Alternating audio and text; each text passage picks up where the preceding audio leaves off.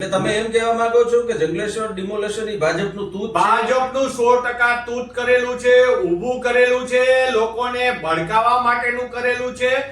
લોકોને એ અપીલ છે કે લોકો ડરો નહીં, તમારા હક માટે તમે બહાર આવો, તમારી સાથે અમે જોડાશું.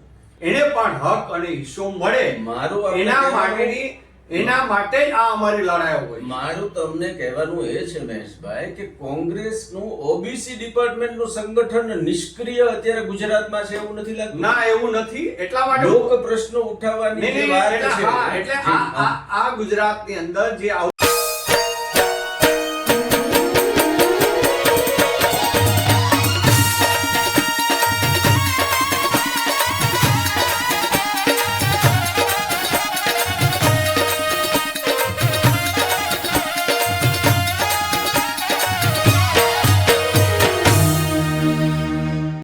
ગુજરાતના રાજકારણની અંદર અત્યારે ભારતીય જનતા પાર્ટી, કોંગ્રેસ અને આપ પોતપોતાના દાવાઓ અને પક્ષો રજૂ કરી રહ્યા છે.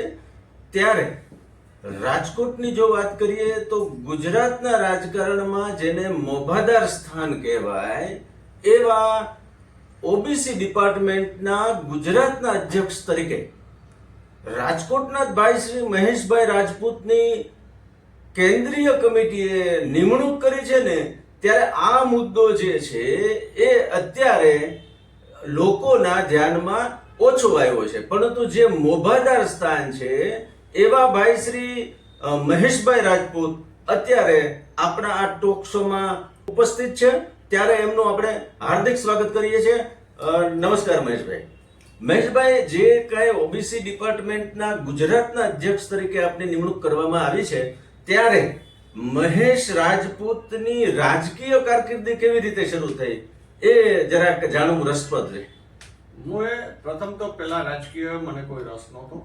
હું 88માં ધીમે ધીમે સામાજિક ક્ષેત્રે ચાલુ થયો અને ત્યાર પછી હું પોલિટિક્સની અંદર સક્રિય થયો અને સક્રિય થયા પછી 92માં જે કોર્પોરેશનનું પ્રથમ ઇલેક્શન હતું કે જે ભારત દેશના પાર્લામેન્ટની અંદર રાજીવ ગાંધી જ્યારે પ્રાઇમ મિનિસ્ટર હતા અને 18 વર્ષની ઉંમરે મતનો અધિકાર આપ્યો અને 21 વર્ષે તમારા 21 વર્ષ પૂર્ણ થાય ત્યારે એ વસ્તુની અંદર તમને ઇલેક્શન એટલે સ્વરાજ્યની ઇલેક્શન લડવાનો જે ખરડો લઈ આવ્યા કે 18 વર્ષે વોટિંગ અને 21 વર્ષે તમને વોટિંગને સિવાય કે લડવાનો અધિકાર. 21 વર્ષે માણસ કોર્પોરેટર થઈ શકે, તાલુકા પંચાયતનો સભ્ય થઈ શકે, જિલ્લા પંચાયતનો થઈ શકે અને ધારાસભા લડી શકે.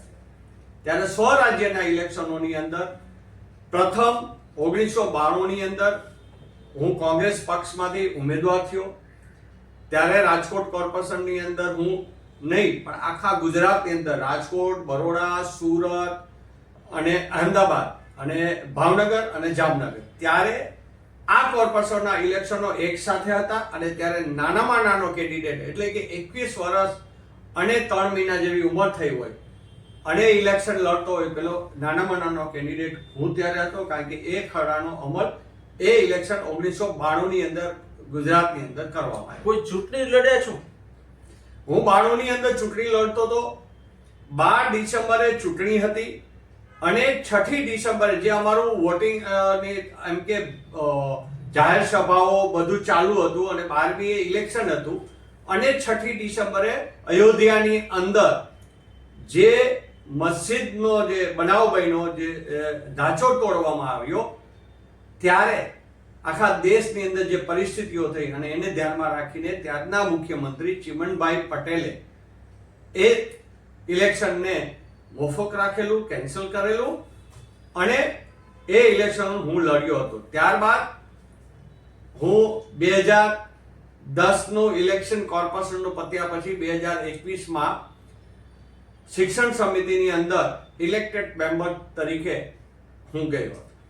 પક્ષ લેવલે તમારું હોદ્દાની શરૂઆત કેવી રીતે થઈ અને આ પ્રગતિ પાછળ તમારી સફળતાનું રહસ્ય શું છે મહેશભાઈ? હું જ્યારે પ્રથમ મને હોદ્દાની વાત કરીએ તો હું કોંગ્રેસની અંદર પક્ષની અંદર સક્રિય થયો ત્યારે 1992માં મને ગુજરાત પ્રદેશ NSUI નો ઉપપ્રમુખ બનાવવામાં આવ્યો અને એની સાથે સાથે ત્યારે રાજકોટની અંદર કોંગ્રેસ પક્ષના પ્રમુખ માનનીય સૌના વડીલ એવા મનોજસિંહજી જાડેજા સાહેબ હતા અને દાદા ના ઉર્ફે નામે જે હતા એ દાદાએ મને એ સમયે ત્યારનો વોર્ડ નંબર 3 હતો જ્યાં હું ઇલેક્શન લડતો હતો એ વોર્ડનો મને સિનિયર કોંગ્રેસનો સાથે સાથે પ્રમુખ પણ બનાવ્યો હતો. એટલે તમારી રાજકીય કારકિર્દીમાં દાદાનું યોગદાન હું મારા રાજકીયની વાત કરીએ, સફરની વાત કરીએ તો પ્રથમ કે જેને કહેવાય કે બાલ મંદિરનું જે પગલું કે જે તમને સ્કૂલમાં લઈ જાય, બરાબર છે, એ સ્કૂલમાં લઈ જનાર માણસ એટલે ઉમેશભાઈ રાજ્યગુરુ હતા. બરાબર. પછી આપણે માનીએ કે એ મને બાલ મંદિરમાં લઈ ગયા તો એની સાથે સાથે હું હંમેશા એવું કહું છું કે ત્યાર પછી મેં જે પ્રાથમિક શાળા કરી તો એનું જ્ઞાન છે એ જ્ઞાન મને ગુજરાત પ્રદેશ NSUI ના પ્રમુખ એ વખતના હિમાંશુભાઈ વ્યાસ આપ્યું. પછી આપણે એ સમય એવું હતું કે 7 ધોરણ પછી તમારી હાઈસ્કૂલ ચાલુ થાય 8મા ધોરણથી, તો હાઈસ્કૂલ છે તો એ હાઈસ્કૂલમાં મને જે કાંઈ જ્ઞાનો આપ્યા તો એ જ્ઞાન બધું મને માનનીય દાદાશ્રી આપ્યું, મનોજસિંહ જાડેજાએ. ત્યાર પછી હું યુથ કોંગ્રેસનો 98માં જનરલ સેક્રેટરી બન્યો ગુજરાતનો અને ત્યાં કે જેને આપણે એમ કહેવાય કે બોર્ડની એક્ઝામો હોય એમ એક યુથ કોંગ્રેસની અંદર તમે જ્યારે જાઓ ત્યારે તમારી કારકિર્દીનું એક પાયો ઘડાતો હોય. એ પાયાની અંદર હું વધુમાં વધુ પછી હિંમતસિંહ પટેલ સાથે શીખો, કારણ કે હિંમતસિંહ પટેલ ત્યારે ગુજરાત પ્રદેશ યુથ કોંગ્રેસના પ્રમુખ હતા, કોર્પોરેશનના તેઓ એ વખતે 98માં તેઓ ત્યાંના વિરોધ પક્ષના નેતા હતા અને ત્યારબાદ એ મેયર બન્યા. એની સાથે મારો 2006 સુધી મેં એની સાથે કામ કર્યું. ત્યારબાદ હું રાજકોટ શહેર યુથ કોંગ્રેસનો પ્રમુખ બન્યો અને પછી જેને કહેવાય કે આપણે PhD ક્યાં કરી તો PhD માટેનું કે રાજકારણની અંદર છેલ્લામાં છેલ્લું જે શીખવા માટેની તમારી હાઈટ થઈ ગઈ હોય ત્યારે મને એક જ્ઞાન છે એ ભરતસિંહ સોલંકી પાસેથી મળ્યું. બરાબર છે. રાજકોટમાંથી આપ જ્યારે એકદમ યુવાન ગુજરાતના OBC ડિપાર્ટમેન્ટના અધ્યક્ષ તરીકે નિમણૂક થયા છો તો હવે OBC ડિપાર્ટમેન્ટના જે છે એનો આગામી ઈરાદો શું રહેશે તમારો? ઈરાદા કરતા બહુ સ્પષ્ટ વાત છે કે આ દેશની અંદર દેશ આઝાદ થયો તો ત્યારે, દેશ આઝાદ નહોતો થયો ત્યારે કોંગ્રેસ હંમેશા લોકો સાથે અને નાત જાત ભેદ બધું મૂકીને નાનો વર્ગ છે એ નાનો વર્ગ હોય એને ક્યાં ન્યાય મળે, એને ક્યાં એનો હક હિસ્સો મળે, એટલા માટે જ આખા દેશની અંદર પણ તમને એમ નથી લાગતું કે જ્યારે ગુજરાતમાં OBC ડિપાર્ટમેન્ટનું જે સંગઠન છે એ એકદમ નિસ્તેજ અને મૃતપાય અવસ્થામાં? નહીં, એવું કશું નથી. કોઈ પણ વિચારતું હોય, કારણ કે આની પહેલા મારી જે પોસ્ટ હતી એ ગુજરાતના સિનિયર કોંગ્રેસમાં જનરલ સેક્રેટરીની પણ હતી અને સાથે સાથે મારી 2023ની અંદર મને કાર્યકારી અધ્યક્ષ તરીકે પણ નિમણૂક OBCમાં કરવામાં આવ્યો હતો. 24 જિલ્લાની અંદર અમારો પ્રવાસ થઈ ગયો હતો અને ત્યાર પછી સીધો વરસાદનું આ બધું વાતાવરણ આવ્યું. 24 કહેવાનો મહેશભાઈ નહીં, એટલે હું મારી વાત સાંભળો. તમામ જિલ્લાઓની અંદર OBC અધ્યક્ષો છે, તમામ મહાનગરોમાં છે, સંગઠનની અને એની જે અમારી પદ્ધતિ જે હોય એ ચાલુ છે. અને મારી વાત જે છે એ છે કે આ દેશની અંદર અમારા હાલના પાર્લામેન્ટના વિરોધ પક્ષના નેતા અને પૂર્વ AICC ના અધ્યક્ષ એ રાહુલજી કહે છે કે જ્ઞાતિ વાઇઝ ગણતરી થવી જ જોઈએ. એનું મૂળ કારણ જે છે કે નાનામાં નાની જ્ઞાતિ, પછાત જ્ઞાતિ એને પણ હક અને હિસ્સો મળે, એના માટે જ આ અમારી લડાઈ હોય. મારું તમને કહેવાનું એ છે મહેશભાઈ કે કોંગ્રેસનું OBC ડિપાર્ટમેન્ટનું સંગઠન નિષ્ક્રિય અત્યારે ગુજરાતમાં છે એવું નથી લાગતું? ના, એવું નથી. એટલા માટે લોક પ્રશ્નો ઉઠાવવાની જે વાત છે એટલે આ ગુજરાતની અંદર જે આવતા ઇલેક્શનો આવશે, બરાબર છે, કે જે કોર્પોરેશનના ઇલેક્શનો છે, તાલુકા પંચાયત છે, ડિસ્ટ્રિક્ટ પંચાયત છે અને નગરપાલિકાઓ છે, જે ઇલેક્શનો હવે આવવાના છે, જે આ મતદાર યાદીનું જે પ્રસિદ્ધિ થઈ જાય, ફાઇનલ પ્રસિદ્ધિ થઈ જાય પછી જે ઇલેક્શનો ડિક્લેર થશે એની અંદર જે અત્યારે 27% અનામત દેવામાં આવી છે એની લડાઈ આ કોંગ્રેસ પક્ષના ઓબીસી નેતાઓએ કરેલી હતી. અમે જ્યારે આ માંગ ચાલુ કરી ત્યારે ગુજરાત સરકારને જ્યારે એ વસ્તુનો અહેસાસ થયો કે આનું રિએક્શન આવશે ત્યારે એમને એક કમિટીની રચના કરી કે ઓબીસી અનામત આપવી કે કેમ. એ આખી એની જે કમિટી થઈ, કમિટીએ રિપોર્ટ આપી દીધો. રિપોર્ટ આપી દીધા પછી પણ આ સરકાર એને દબાવી રાખતી હતી. ત્યારે આ ગુજરાતની વિધાનસભાની સામે ધરણા અમિતભાઈ ચાવડાના નેજા હેઠળ અમે તમામ ઓબીસી નેતાઓ, ઓબીસી જ્ઞાતિના લોકો સાથે લઈ અને અમે ધરણા કર્યા અને સરકારને જ્યારે પગ નીચે પાણી આવ્યું એટલે તાત્કાલિક એમને એ જ દિવસે કેબિનેટની મીટિંગ બોલાવી અને રિપોર્ટને મંજૂર કર્યો અને 27% અનામત આપશું એ સરકારને ફરજ પડી. એ ફરજનો ભાગ અને ફરજ પાડવા માટે આ ગુજરાતની કોંગ્રેસના ઓબીસી નેતાઓએ જ કર્યું. ત્યારે એનું ફળ અત્યારે આ ઇલેક્શનોમાં લોકોને અને એક એક જ્ઞાતિને મળશે. મારું આપને કહેવાનું એ છે કે અત્યારે મોટા ભાગે કોંગ્રેસ પાસે તમારા પદનું મહત્વ એટલા માટે વધારે છે કે કોંગ્રેસ પાસે અત્યારે મોટા ભાગે ઓબીસી ના જ મતો જે છે એવું એક ચિત્ર છે. ત્યારે ઓબીસી ના એક તમે પ્રદેશ અધ્યક્ષ તરીકે છો તો તમારું આગામી પગલું કેવું રહેશે જેથી કરીને બીજા મતદારો પણ કોંગ્રેસ તરફ વળે? મારી આપના માધ્યમ દ્વારા દરેક જ્ઞાતિને, જે ઓબીસી ની અંદર 146 જ્ઞાતિઓ આવે છે, એ તમામ જ્ઞાતિના લોકોને હું બહુ સ્પષ્ટપણે કહું છું કે આવો, સાથે જોડાવ. ઓબીસીની અને ઓબીસીની અંદર આવતી તમામ જ્ઞાતિઓને પ્રગતિ મળે, એને પ્રતિનિધિ મળે અને એ અમારો જે લક્ષ્ય હતો કે એક એક જગ્યાએ પ્રતિનિધિ મળે. જેમ આજે આપણે ખાલી રાજકોટની વાત એક દાખલા રૂપે કરીએ તો આજ રાજકોટની અંદર 18 વોર્ડ છે. 18 વોર્ડની અંદર 18 અનામત સીટો ઓબીસી ડિપાર્ટમેન્ટની થાય. હવે ઓબીસી લોકો માટે થઈ, જો આ લડાઈ અમે ન કરી હોત તો એને હક ના મળે. આજે એક એક જ્ઞાતિને, મારા પક્ષની વાત કરું તો નાનામાં નાની જ્ઞાતિને પ્રતિનિધિ મળે એના મારા પૂરા પ્રયાસો હશે. અને જ્યાં સરકારી યોજનાઓ છે ત્યાં જે પણ જ્ઞાતિના લોકોને અન્યાય થતો હશે તો એની લડાઈ કરવાની મારી તૈયારી છે. પછી એ ગુજરાતનો કોઈ પણ ખૂણો હોય ત્યાં મારી જવાની તૈયારી છે. પણ મારી લોકોને એ અપીલ છે કે લોકો ડરો નહીં. તમારા હક માટે તમે બહાર આવો, તમારી સાથે અમે જોડાશું.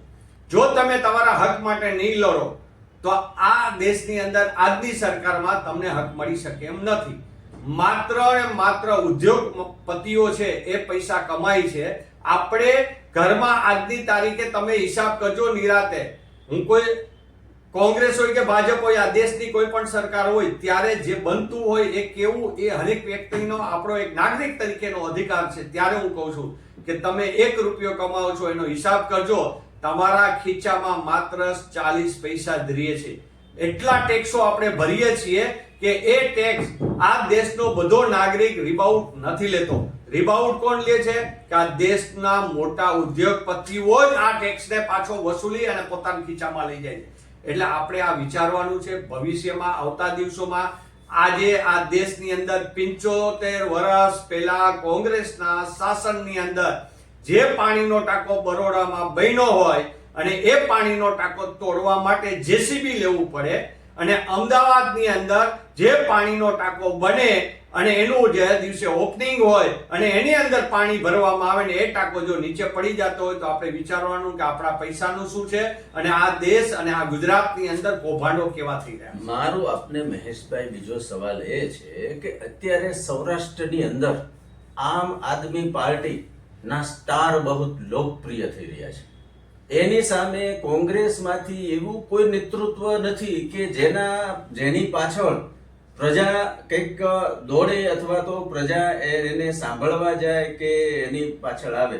તો એનું શું કારણ? બહુ પ્રજાને બહુ સ્પષ્ટ ખબર છે કે આમ આદમી પાર્ટી છે એ ભાજપની ગાઈડલાઇન્સ ઉપર જ ચાલે છે, કે જ્યાં ભાજપને એવું લાગે કે અહીંથી અમારા વોટો છે એનો વોટ શેર અગેન્સ્ટ પડશે એ જ જગ્યાએ એનો ઉપયોગ કરવામાં આવે છે.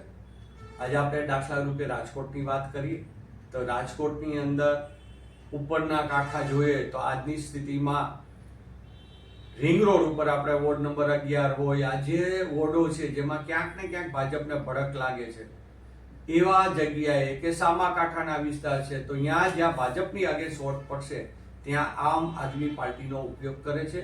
જે વસ્તુની આ દેશની અંદર હરેક વ્યક્તિની ક્યાંક ભૂલ થતી હોય અને એ ભૂલને ધ્યાનમાં રાખી અમે બહુ સ્પષ્ટપણે પાર્લામેન્ટના ઇલેક્શન પછી અમે બહુ ચોખ્ખું, એટલે તમારું કહેવાનું એમ છે કે ભારતીય કોંગ્રેસના મતો તોડવા માટે જ આમ આદમી એના માટે જ આમ આદમી પાર્ટી છે. જે આમ આદમી પાર્ટી આજ સુધી આ છેલ્લા કોર્પોરેશનના ઇલેક્શનો ગયા, ત્યાર પછી 2022માં વિધાનસભાના ઇલેક્શનો ગયા, આમ આદમી પાર્ટી કયા રોડ ઉપર આવી, કયા લોકોમાંના પ્રશ્નો માટે આવી? માત્ર ઇલેક્શન ટાણે એને બજારમાં લઈ આવવાની, ઇલેક્શનના 6 મહિના બાકી હોય એટલે બજારમાં આવે અને ભાજપને જોતું હોય એવું આખું મેદાન કરી દે, જેથી કરીને ભાજપને જીતવા માટે કોઈ તકલીફ ન પડવી જોઈએ. એને ભાજપને જે લોકો મત દેવા નથી મન મનાવી લીધું હોય એ વોટ કોઈ પણ સંજોગોમાં કોંગ્રેસને ના જાય એટલા માટે એક માહોલ કરવામાં આવે છે. બાકી આમ આદમી પાર્ટીને લોકો ઈચ્છતા નથી. કોંગ્રેસ પાસે આમ આદમી પાર્ટી જેવા કોઈ સ્ટાર લીડર જે કહેવાય કે એવા લીડરો કેમ આમ આદમી પાર્ટીના ગુજરાતના જે લીડરો કે જે કહેવાતા છે એ અમારી કેડરની અંદર કોંગ્રેસની કેડરમાં વિચારીએ તો 3જા નંબર ઉપર આવે. એથી આગળ ઘણા અમારા લીડરો છે. આજે યુવા નેતા અમારો અમિતભાઈ ચાવડા છે. આ યુવા નેતા જે તુષારભાઈ ચૌધરી કેન્દ્રીય મિનિસ્ટર રહ્યા છે ને ગુજરાત વિધાનસભાના અમારા કોંગ્રેસ પક્ષના નેતા છે. એટલે એની બરોબરી કરવા જાય તો એ બરોબરીમાં ના આવે. અત્યારના નેતાઓ છે એ એની કેડર છે, એ કેડરમાં અમારા નેતાઓ ઘણા ઊંચા છે, વિચારોથી પણ ઊંચા છે અને ભાષાથી પણ ઊંચા છે. કોંગ્રેસ ઓબીસી ડિપાર્ટમેન્ટ દ્વારા સોશિયલ મીડિયા સ્ટાર છે, શિક્ષિત લોકો છે, જાગૃત લોકો છે, શિક્ષિત મહિલાઓ છે, એને જેને કહેવાય કે લાવવા માટે આપ શું કરશો? આવતા દિવસોમાં તમને એ વસ્તુનો જવાબ હું અત્યારે દેવા કરતા આગળ વધશું અને એ આગળ વધતા વધતા આપની ચેનલના અને આપના માધ્યમમાં બેસીને હું કહીશ કે જો આ થઈ બોલવું અને કરવું બે જુદું છે. હું બોલવામાં નથી માનતો, કરી અને પછી આપણે દેખાડીએ એ જ સાચું. મહેશભાઈ, અત્યારે આપ ઓબીસી ડિપાર્ટમેન્ટના ગુજરાત પ્રદેશ અધ્યક્ષ છો અને રાજકોટના જ છો. આપ રાજકોટની તમામ સમસ્યાઓથી પણ જાણકાર છો. ત્યારે રાજકોટના જંગલેશ્વર ડિમોલેશનનો એક મુદ્દો અત્યારે ખૂબ ચાલે છે અને એમાં મોટા ભાગે ઓબીસી સમાજના જ લોકો છે. ત્યારે કોંગ્રેસ પક્ષ દ્વારા કોઈ આક્રમક રજૂઆતો અથવા તો આગામી તમારું પગલું જે છે એના માટે શું રહેવાનું છે? પહેલા તો કે જંગલેશ્વરના પ્રશ્ન માટે કોંગ્રેસ પાર્ટી કલેક્ટરશ્રી પાસે ગઈ હતી. લોકો સાથે બેસીને અમે એ જ વિસ્તારની અંદર જ્યાં ડિમોલેશનની વાત છે ત્યાં સાથે પ્રજાને પણ અમે સંબોધન કરેલું છે. અમે એ લોકોની સાથે જ છે. વાત એટલી છે કે કોર્પોરેશનનું ઇલેક્શન આવે છે. કોર્પોરેશનનું જ્યારે ઇલેક્શન આવે છે, આપણે આજે રોડ રસ્તાઓ રાજકોટના જોયા છે કઈ સ્થિતિમાં આપણે જીવીએ છીએ. અત્યારે જે રોડ બને છે એના સેમ્પલ લો કે તમે એને ડામરનું કામ જોશો તો તમને ખબર પડશે કે માત્ર ને માત્ર લોકોને છેતરવા માટે. હું તમને મારો સીધો સવાલ ફક્ત જંગલેશ્વરના મુદ્દા પર આપનું સ્ટેન્ડ અત્યારે શું રહેવાનું છે? હું આપને એ તરફ જ લઈ જાઉં છું અને એના કારણો તમને પહેલા એડવાન્સ સમજાવું છું કે આ જે ડામરો અત્યારે થઈ રહ્યા છે, જે કૌભાંડો થઈ રહ્યા છે, લોટ પાણીને લાકડા કરે છે કે માત્ર ઇલેક્શન આવે ત્યાં સુધીના રોડો થઈ ગયા એવું દેખાડવા. હું ગેરંટી દઉં કે ચોમાસામાં રોડો આ ભાંગી જવાના છે. આ શું કામ? એને જ્યારે રાજકોટની પ્રજા અતિ કંટાળી ગઈ છે, પછી રાજકોટ કોર્પોરેશન હોય રાજ્ય સરકારની પરિસ્થિતિને, લો એન્ડ ઓર્ડરની વાત કરીએ કે કેન્દ્ર સરકારના ટેક્સોમાંથી આમ પ્રજા, જે નાની પ્રજા મોટી પ્રજા જે ડૂબી ગઈ છે, એ પ્રજાનું મન ભટકાવવા માટે અને લોકોને છેતરવા માટે કે અમે જંગલેશ્વરમાં ઓપરેશન કરીએ છીએ, પણ રાજકોટની પોણા ભાગની પ્રજાને એ ખબર નથી કે એ જે વિસ્તાર છે અહીંયા ખાલી મુસ્લિમ નથી. લોકોને ભડકાવવામાં આવે છે કે જંગલેશ્વર એટલે પાકિસ્તાન છે. એટલે તમે એમ કહેવા માંગો છો કે જંગલેશ્વર ડિમોલેશન એ ભાજપનું તૂત છે? ભાજપનું 100% તૂત કરેલું છે, ઊભું કરેલું છે, લોકોને ભડકાવવા માટેનું કરેલું છે. અહીંયા ખાલી એ જે ડિમોલેશનની જે નોટિસો આપી છે એ વિસ્તારની અંદર આહિર સમાજ રહે છે, એ વિસ્તારની અંદર રાજપૂતો રહે છે, એ વિસ્તારની અંદર કોળી સમાજ રહે છે, એ વિસ્તારની અંદર દલિત સમાજ રહે છે, એ વિસ્તારની અંદર દેવી પૂજક લોકો રહે છે. એટલે વિવિધ હિન્દુઓની પણ એટલી જ જ્ઞાતિ રહે છે. માત્ર જંગલેશ્વર કરી લોકોને છેતરવાની વાત છે. અને જો ડિમોલેશન થાય તો એમ કેવા થાય કે જો અમે આ કર્યું, પણ ત્યાંની પ્રજા, નાના માણસો, રોજે રોજનું કમાવાનું, રોજે રોજનું ખાવાનું. જ્યારે અમે કોંગ્રેસ પક્ષ કલેક્ટરશ્રીને રજૂઆત કરવા ગયા હતા, ત્યારે પણ મારી જે વાત હતી હું આજ ફરીથી આપના માધ્યમ દ્વારા આપણી રાજકોટની પ્રજાજનોને અને કલેક્ટરશ્રી અને મુખ્યમંત્રીશ્રીને બે હાથ જોડીને કહેવા માંગુ છું કે આપણે સરકારી જગ્યા જે તમારે રિવરફ્રન્ટના નકશામાં આવતું હોય એટલું તમે કરો. બાકીની જે જગ્યા છે એ ઓલરેડી સરકારની જ છે. સરકાર અહીંયા શું કરવા માંગે છે? સરકારને અત્યારે તાત્કાલિક અહીંયા કોઈ યોજના તમે લઈ આવ્યા છો કે અહીંયા આ યોજના બેસાડવી છે? આવું કશું નથી. તો આપણે જગ્યા તો છેલ્લે હરાજીમાં વેચીએ જ છીએ. આ કોર્પોરેશન રોજ પ્લોટ વેચે છે. તો તમે ત્યાં જે લોકો રહે છે, જે તમને પુરાવા આપી ગયા છે, કેટલાય માણસની 60 વર્ષની ઉંમર થઈ ગઈ છે, અહીંયા જ જૈનોને 60 વર્ષ થઈ ગયા છે, કેટલાયને 40 થયા છે, કોઈને 50 થયા છે.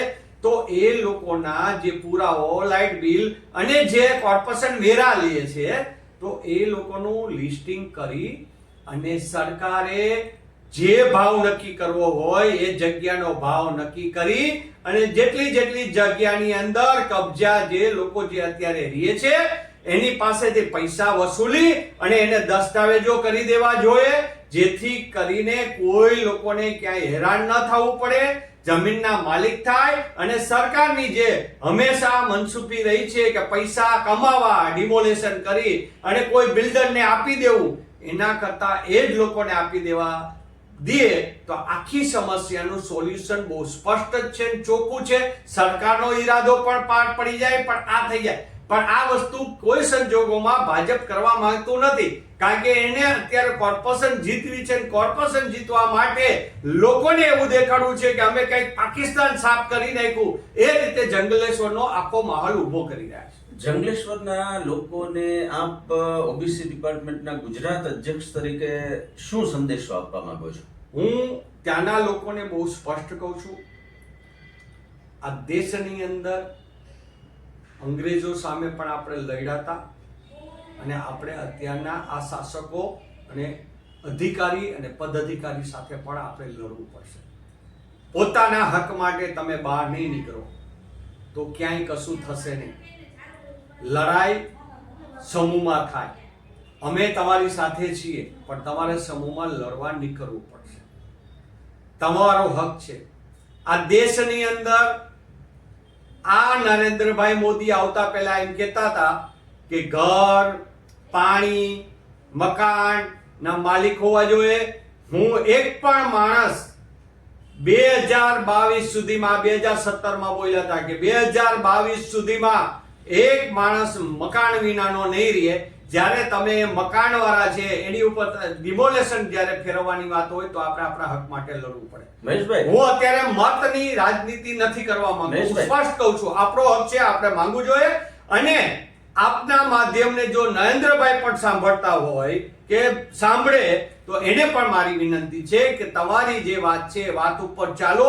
અને અહીંયા જે રહેવાસીઓ છે એ રહેવાસીઓને પણ કહું છું કે તમે બધા સાથે મળીને લેખિત કલેક્ટરશ્રીને અને મુખ્યમંત્રીશ્રીને મોકલો કે આ જગ્યાનો તમે જે ભાવ ભાવશો એ ભાવ અમે દેવા માટે તૈયાર છીએ અને અમને અહીંયા રહેવા દેવામાં આવે અને આ જગ્યાની માલિકી અમને બધાને દસ્તાવેજથી કરી દેવામાં આવે. મહેશભાઈ, કેટલાક અસરગ્રસ્તો છે એના સોશિયલ મીડિયામાં ઇન્ટરવ્યુઝ વાયરલ થયા છે. એમાં એના જે ધારાસભ્ય છે ઉદયભાઈ કાનગડ, હવે એમની વિરુદ્ધ પણ બહુ જ એ લોકો બોલ્યા છે કે ભાઈ એ ધારાસભ્ય હોવા છતાં અહીંયા આવ્યા નથી. તો જે રીતનું આખું તમે કેમ કહેવા માંગો છો કે આ રાજકારણ છે અને આ જે જમીનો ખાલી કરાવી અને મોટા બિલ્ડરોને પધરાવી દેવાની અથવા તો વિકાસ કામોના નામે જે છે એ મળતિયાઓને કંઈ કામ દેવું એવું હોય, તો આ બાબતને આપ કેવી રીતે જુઓ છો?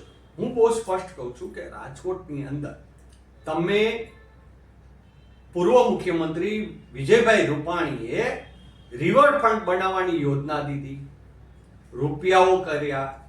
પહેલા યાત્રાધામમાં હતું, યાત્રાધામમાંથી એને આખું ઉપાડીને મુખ્યમંત્રીની ગ્રાન્ટમાંથી પૈસા ફાળવી અને આખી યોજના કોર્પોરેશનને સોંપવામાં આવી. તો એ યોજના આજે ક્યાં છે? એ યોજનાની જાહેરાત કરો ને કે તમે આ શેના માટે ખાલી કરાવો છો ભાઈ? તમે નદીના કાંઠાની વાત કરો છો તો તમે રિવરફ્રન્ટ બનાવવાના છો. રાજકોટના મેયરશ્રીને પૂછું છું, સ્ટેન્ડિંગના ચેરમેનને પૂછું છું અને આ રાજકોટના ધારાસભ્યને, સંસદ સભ્યને પણ હું આપના માધ્યમ દ્વારા પૂછું છું કે એ યોજના ક્યાં ગઈ? એ યોજનાના ગુજરાત સરકારે પૈસા કોર્પોરેશનને આપેલા છે? જો ન આપ્યા હોય તો શું ગુજરાત સરકારે તમને નથી આપ્યા? એના ખુલાસો આપો. અને ગુજરાત સરકારે જો પૈસા આપ્યા હોય તો એ રૂપિયા ક્યાં ગયા? શા માટે એનું ડેવલપમેન્ટ નથી થતું? અને એ ડેવલપમેન્ટ જો તમે કરવાના હો તો ક્યારે એ યોજના પૂર્ણ કરશો? અને જે યોજના જાહેરાત થઈ હતી એનું શું હતું એ જાહેરાત કરે. અને માત્ર રિવરફ્રન્ટના નામે તમને જંગલેશ્વર, પહેલું જ જંગલેશ્વર દેખાણું. જો રિવરફ્રન્ટ તમે હકીકતમાં સાફ કરવા માંગતા હો તો કેટલા વોર્ડો આવે છે? એ વોર્ડોમાં કોઈ જગ્યાએ પેલા સ્ટાર્ટ નહીં, પણ જંગલેશ્વરના નામે લોકોને છેતરવાનો અને આખો એક પ્લાનિંગ થી લોકોને એમ થાય કે પાકિસ્તાન સાફ કરી નાખ્યું એવું એક વાતાવરણ ઊભું કરી અને જે કોર્પોરેશનમાં મત લેવાની જે યોજના છે એ ન કરો, પણ તમે સ્પષ્ટ કરો કે આ યોજનાના પૈસા ક્યાં ગયા, અથવા પૈસા રાજ્ય સરકારે નથી આપ્યા તો રાજ્ય સરકાર સ્પષ્ટ કરે કે શું કારણે પૈસા નથી આપ્યા. તો મિત્રો, આ હતા ગુજરાત પ્રદેશ કોંગ્રેસ ઓબીસી ડિપાર્ટમેન્ટના નવનિયુક્ત અધ્યક્ષ એવા મહેશભાઈ રાજપૂત, જેમનું સ્પષ્ટ કહેવાનું થાય છે કે જંગલેશ્વર ડિમોલેશન એ ભાજપનું એક તૂત છે. બીજું એમનું કહેવાનું એ થાય છે કે જંગલેશ્વરના અસરગ્રસ્તો સાથે કોંગ્રેસ, ઓબીસી ડિપાર્ટમેન્ટ સહિત આખી કોંગ્રેસ અડીખમ છે. એક થાવો અને રજૂઆત કરો. ત્રીજું એમનું કહેવાનું એ થાય છે કે કોંગ્રેસ, ઓબીસી ડિપાર્ટમેન્ટનું નવસર્જન કરવામાં આવશે. શિક્ષિત, જાગૃત મહિલાઓને પણ એમાં લેવામાં આવશે, યુવાનોને લેવામાં આવશે અને પ્રજાના પ્રશ્ને અસરકારક આંદોલન, કાર્યક્રમો, વિરોધ કરવામાં આવશે અને લોકોને જાગૃત કરવામાં આવશે. મહેશભાઈ, આપ અમારા કાર્યાલય પધાર્યા, ખૂબ ખૂબ આભાર. હું ફરીથી આપના માધ્યમ દ્વારા ગુજરાતના તમામ લોકોને બે હાથ જોડીને કહું છું, આવો અમારી સાથે જોડાઓ. આપને કોઈ પણ આપની જ્ઞાતિ હોય, 146 જ્ઞાતિમાં ઓબીસીમાં આવતા હો, એ તમે આવો, આપની જ્ઞાતિનું પ્રતિનિધિ કરો, અમારી સાથે જોડાઈને પ્રતિનિધિ કરો અને આપણે આપણી સૌની જ્ઞાતિને, નાનામાં નાના વ્યક્તિને યોજનાઓના લાભ મળે એના માટે આપણે એને સાથે રહેશું. પણ આપ સૌ અમારી સાથે જોડાશો, આપનું હું આવકારું છું. ગુજરાત પ્રદેશ કોંગ્રેસ વતી આપ સૌને આવકારું છું કે આવો આપણે સાથે મળીને અને આપણે ઓબીસી વિભાગના અનેક જ્ઞાતિઓને આપણે એને ન્યાય અપાવીએ, એમની યોજનાઓનો લાભ લઈએ, એવા આપણે સૌ સાથે મળીને પ્રયાસ કરીશું. ખૂબ ખૂબ આભાર મહેશભાઈ. Thank you.